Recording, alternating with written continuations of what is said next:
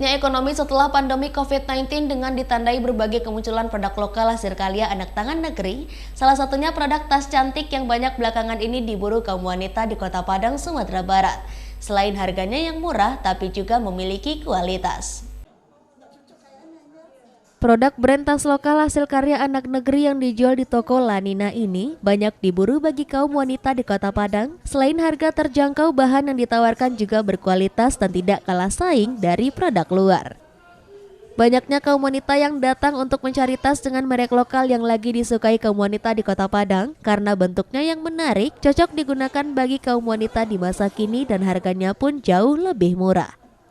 Salah satu pengunjung mengatakan, ia sengaja datang ke toko yang satu ini untuk membeli tas kesukaannya. Selain harganya yang murah, bentuknya juga menarik, bisa dijadikan penunjang dalam penampilannya saat bepergian. Berbagai model dan warna dihadirkan dari brand tas Fase produk lokal yang satu ini, yang mampu menjadi daya tarik tersendiri bagi kaum wanita untuk memiliki. Para kaum wanita di Kota Padang tidak perlu jauh-jauh untuk membeli tas yang berkualitas. Dari segi harga juga terbilang murah, cukup ratusan ribu rupiah saja. Lokal brand ya, ini lokal brand. Jadi saya tidak mau pakai KW-KW ya. KW itu malu lah semakin ke KW. Jadi biarpun ini lokal brand, ya kan, tapi saya suka pakai lokal brand. Ini kita gimana mencintai produk Indonesia. Harganya tadi 325 kan? Diskon 20%, jadi 200 berapa tadi ya? 263 gitu.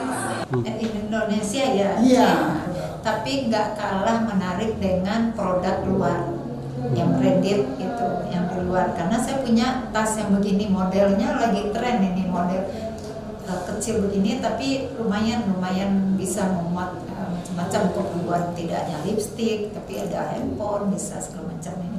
Dan kulitnya juga, modelnya juga, cara halus. Jadi salah satu daya tarik juga mungkin selain orang membeli produk kosmetik, jadi mereka juga bisa membeli tas untuk melengkapi keperluan ibu-ibu. Dari Padang, Sumatera Barat, Tim Liputan iNews melaporkan.